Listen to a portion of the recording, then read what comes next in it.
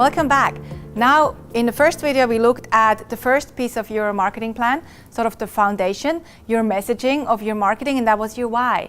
And when you have your why really well knotted out, your marketing becomes more exciting. So your marketing goes from sort of okay to actually, this is pretty interesting to look at. The second piece of your marketing plan is your who. And your who is your target audience.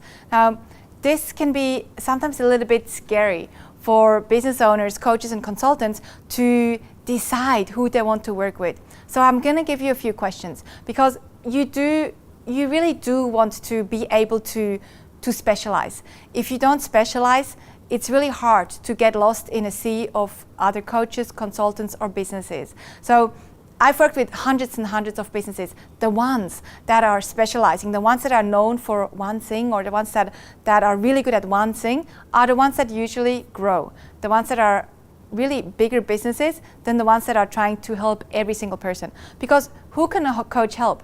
Pretty much everyone.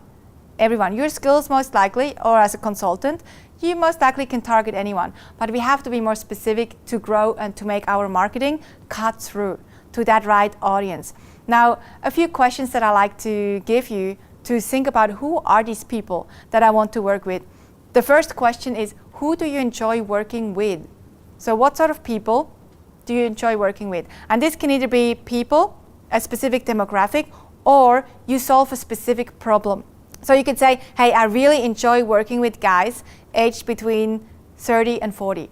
So it could be a demographic, or I really enjoy working with people who want change in their career.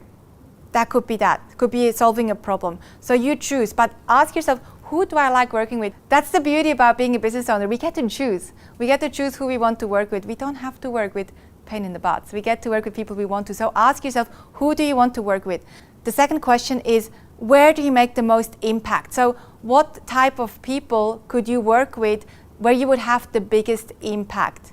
So where would you make the biggest impact? And this is usually where your skill set lies. Where do you make the biggest impact? The third question is, can these people afford you? Can they pay for your solution? Because there's a difference between wanting to grow a business that makes money and running a charity. And you can do both, but often you might want to do the first type of business first. So you might want to have a business where people can actually afford your services. And then if you have a demographic that you really, really want to work with, like teenagers or kids or a disadvantaged market that can't afford you, you should totally do that, but you don't charge. You do that as a charity project. So the third question is, can they afford you? Can they pay for your services? And number 4 is, are they actually looking for a solution?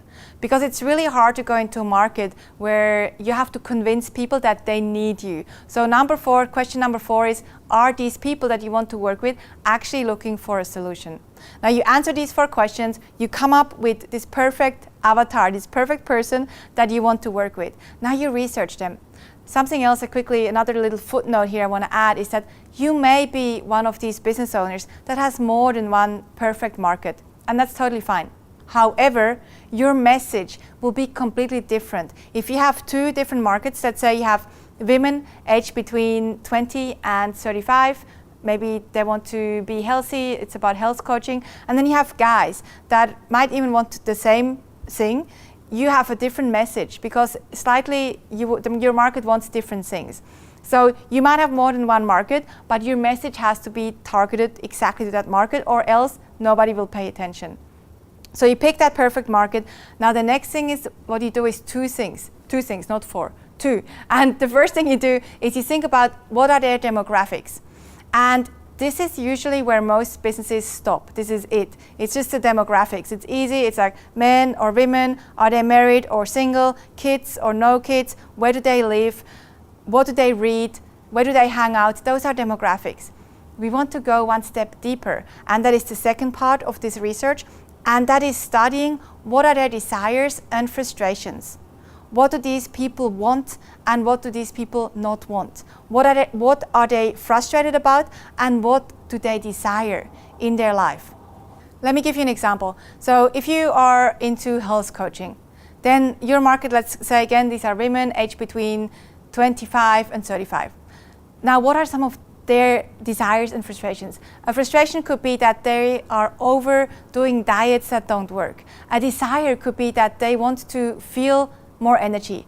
A desire, the more emotional you can go, the more cut through your marketing will have, the more these people will pay attention. So a desire for these women could be, if they have children, could be that they want to be role models. They want to be healthy because they want to show their kids that you can be healthy. So the more emotional and in-depth you can go in this research, the more your marketing will actually be effective. Here's something you might want to write down. Your copy, so copy is a fancy word for marketing, for text in your marketing pieces. So your marketing copy needs to equal their thoughts, what they're thinking in their head.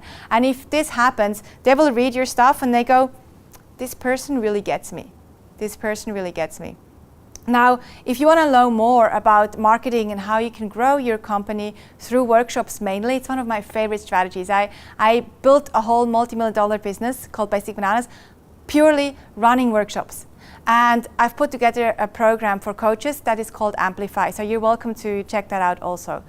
Now, in the next video, we're going to look at branding and how you can stand out in a crowded market, because we all have competitors, but it's a good thing. So in the next video, I want to share with you the third piece of the puzzle, and that is branding and how you can be unique.